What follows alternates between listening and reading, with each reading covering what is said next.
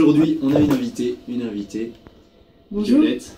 Bonjour Violette, donc présidente de l'association E4She. C'est ça, l'association pour l'égalité homme-femme de Neoma Business School. Alors donc, comme tu es ici, on va en profiter, on va te poser quelques questions, hein, ça tu le sais. Ouais, bien sûr. Donc, pour commencer déjà, puisque je pense que ça intéresse pas mal de personnes, parce que E4She c'est un sujet qui est quand même assez un petit peu, voilà, controversé on va dire. Donc c'est bien toi qui as créé l'association l'année dernière, c'est ça? C'est ça. En fait, l'asso, elle a un peu plus d'1 an, sauf qu'elle s'est vraiment déployée cette année pour la simple et bonne raison qu'on a rejoint la campagne de l'ONU Femmes. Donc, fameuse campagne appelée E4She, qui, elle, a été lancée en 2014, dont l'objectif est vraiment de s'implanter au niveau des politiques, des entreprises et de tous les cercles de l'éducation, c'est-à-dire écoles de commerce, universités, etc. Ok. Et en fait, l'objectif de cette campagne, comme vous l'aurez traduit par E4She, lui pour elle, c'est vraiment d'impliquer les hommes et les garçons dans la question de l'égalité homme-femme, parce que c'est quand même 50% de la société, et mine de rien, c'est aussi vos membres très proches au niveau de la famille qui sont concernés par ces questions. Et donc, qu'est-ce que c'est, vous, votre but principal, au final, dans l'association, là, à Neoma? Alors nous, notre corps de métier, c'est les stéréotypes. Pourquoi les stéréotypes? Pour la simple et bonne raison que, concernant les inégalités et les discriminations qu'on peut connaître au quotidien, ça part toujours des stéréotypes. C'est finalement ce qui permet, qui construit aujourd'hui votre perception du monde et qui fait qu'on n'a pas toujours conscience de ces inégalités. C'est aussi pour ça que l'association est finalement un sujet brûlant, c'est que toucher aux stéréotypes, c'est toucher au comportement que vous avez vous, qu'on a nous, au quotidien, et qui finalement dérange. Je comprends. Et du coup, qu'est-ce que vous allez faire? Qu'est-ce que vont être vos actions du coup au cours de l'année pour essayer de changer ça Alors nous, nos actions, c'est juste de mettre en lumière ces stéréotypes. On n'a pas pour rôle de blâmer les étudiants ou de quelconque manière. On est juste là pour jouer avec ces stéréotypes et les mettre en avant. Ça passe par exemple sur des campagnes qu'on a fait via nos réseaux sociaux, la communauté où on va distribuer de l'information concernant l'actualité sur l'égalité homme-femme. Ça va se jouer par exemple avec la dernière campagne qu'on a lancée qui est finalement une campagne interactive. On a regardé pas mal de photos de soirée et on a été choqués parce que souvent on s'est rendu compte que c'est un jeu finalement, mais de voir un garçon toujours entouré de filles, et bizarrement on n'a jamais vu l'inverse. On n'a jamais vu une fille entourée de mecs, mais genre plein de mecs. Ah oui. Et du coup on s'est dit mince alors, qu'est-ce qui se passe? On a tellement intégré le stéréotype, finalement pour rire, du macro, etc., qu'on s'est dit alors... Du coup on a joué avec une campagne interactive où on a essayé de mettre en avant justement avec une infographie ces deux types de silhouettes comme ça en disant et vous, qui vous êtes? D'accord. On s'est amusé. Donc voilà, vous essayez de faire un côté, de donner un côté un peu moins sérieux. Voilà, c'est ça, c'est vraiment l'objectif. On est vraiment une asso qui est pleine d'humour, d'autodérision, même en interne on a vraiment, on en rigole entre nous. On n'est pas des gens qui se sentent attaqués ou quoi que ce soit. On n'a jamais dit ça. Non. Mais c'est vrai que effectivement c'est un sujet brûlant parce que c'est un sujet d'actualité qui finalement est en train qui divise beaucoup, c'est ça, et qui touche la société entière. Okay. On le voit au niveau des médias, même on a lancé il n'y a pas longtemps une initiative qui a été faite sur la page du gouvernement, tu iras voir sur la page Facebook, ça s'appelle Mathilda, et le gouvernement s'est justement aussi porté sur ces questions, penché sur la question des stéréotypes, en lançant une espèce de plateforme à vocation ludique autour de vidéos qui concernent finalement le sexisme au quotidien.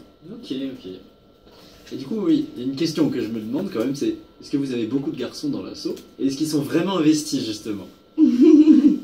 Alors j'adore cette question parce que t'es pas le premier à nous la poser. Alors oui, il y a des mecs et les gars, rassurez-vous, E4She c'est vraiment le bon plan. Parce que pour le coup, vous êtes vraiment sur un pied d'égalité et effectivement, il y a peut-être une majorité de filles, mais les mecs qui sont dans l'asso, c'est des mecs qui sont engagés.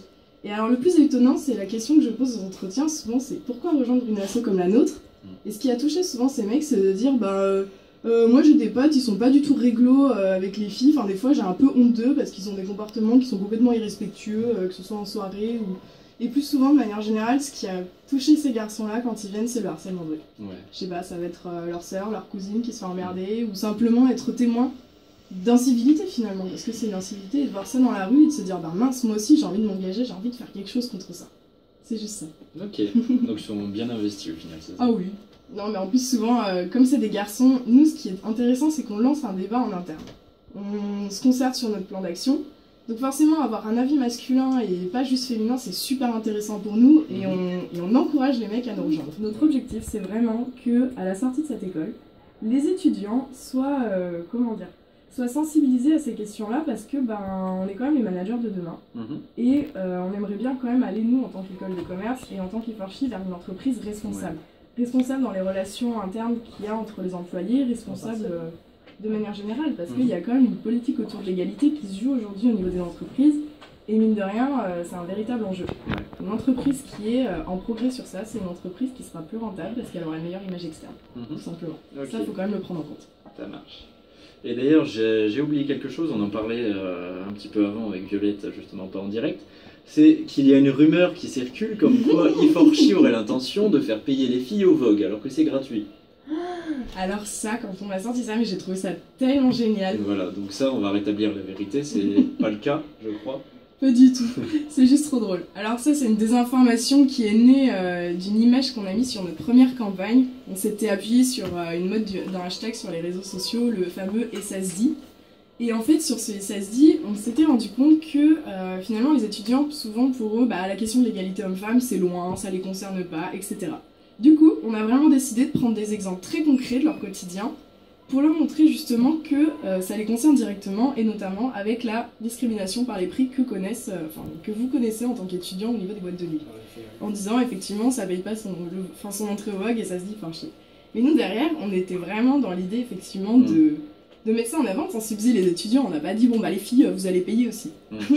C'était pas du tout le but de blâmer quiconque. C'était vraiment juste de rendre conscient les gens sur cette question. Je voulais parler aussi d'un petit truc, c'est moi par exemple des petites anecdotes, des trucs, petites choses qui me concernent. Moi par exemple, j'ai l'habitude de dire en fait chez moi, c'est ma mère qui s'occupe de tout ce qui est important et j'ai l'habitude de dire pour rigoler que ma mère c'est l'homme de la maison. Et donc cette phrase là par exemple de considérer que c'est l'homme de la maison, c'est le patron, c'est quand même une vieille idée. Et donc tout ça, c'est ce genre de choses que vous voulez changer, j'imagine. Enfin, est-ce que ça, par exemple, cette expression, c'est vraiment gênant? Ou est-ce que ça fait partie des choses qui, oui, cultivent un peu, justement, Alors, moi je dirais que quand tu utilises cette expression, tu fais référence à un modèle d'une société patriarcale qu'on a connu jusqu'à présent. Et ce qui est bien, c'est que justement, en employant cette expression avec humour, tu mets déjà à distance un système que tu connais, c'est-à-dire que tu en as conscience. Donc finalement 80% du travail est fait parce que ça veut dire que ce modèle social tu ne le reproduiras pas plus tard chez toi sur ton propre foyer. Et c'est aussi pour ça que la question de notre association divise autant aujourd'hui, c'est que finalement on est juste révélateur d'un changement qui s'opère sur l'ensemble d'une société qui remet ses modèles en question. Il est là finalement le fond du problème. Il faut vraiment faire la part des choses et c'est juste ça. Être ouvert d'esprit. Exact. On prône vraiment la tolérance, c'est une association humaniste par essence. Et ça je pense qu'on a vraiment tendance à l'oublier. Et est-ce que tu trouves du coup que dans par exemple le féminisme ou des trucs comme ça, il y a parfois ça peut être trop extrême? Est-ce qu'il y a des gens qui vont trop loin justement avec ça? Bien sûr qu'il y a des excès. Alors les excès souvent on va les retrouver sur ce qu'on appelle vraiment le militantisme à proprement parler. Ce qu'il faut comprendre c'est que, mais d'une quelconque façon, si vous rentrez dans n'importe quelle association, finalement vous opérez du militantisme moral. L'humanitaire par exemple c'est du militantisme moral, sauf que c'est bien vu parce que vous allez nourrir les petits africains, voilà, vous êtes hors de votre territoire. Or aujourd'hui quand vous faites par exemple du militantisme moral pour une association pour l'égalité homme-femme, finalement vous remettez presque en question, vous questionnez vos droits de citoyen. Et du coup c'est aussi pour ça que c'est aussi dérangeant, c'est que finalement vous défendez une cause mais sur votre propre territoire. Après si on prend les excès du féminisme, effectivement il y a des symboles qui sont très forts et très controversés. Si on prend par exemple la question des fémènes, les fémènes c'est une catastrophe pour des associations comme nous qui finalement, nous sommes dans le soft power, alors qu'elle c'est un militantisme politique qui est tellement violent que finalement ça remet en cause la question même de notre mouvement. Et c'est bien dommage. Et du coup, pour finir, dernière petite question, qu'est-ce que vous comptez faire plus tard? Jusqu'où vous voulez mener l'association? Les actions qu'on va faire cette année, donc on a déjà commencé par nos campagnes de sensibilisation. On est en partenariat avec le Talent Career Center Development, le TCDU de l'école, pour mener des entretiens de coaching. Pour la simple et bonne raison qu'on s'est rendu compte que souvent les filles, à l'entretien ou même plus tard dans leur travail, sont beaucoup moins punchy et donc sont beaucoup moins à même finalement de retenir l'attention des recruteurs. Donc on n'est pas une asso discriminante, donc les entretiens sont ouverts à tous. Vous pouvez faire vos simulations d'entretien, garçon ou fille, c'est pas un problème, mais on a vraiment décidé de lancer ça. Et le deuxième, et là j'invite vraiment tous les étudiants à participer à ça, c'est le sommet E4She qu'on va lancer le 7 mars. Alors pourquoi le 7 mars et pas le 8? Pour la simple et bonne raison que c'est en partenariat avec toutes les autres grandes écoles qui ont aussi des antennes e4chi. Donc du coup elles ont envie de faire des choses sur leur campus le 8 mars.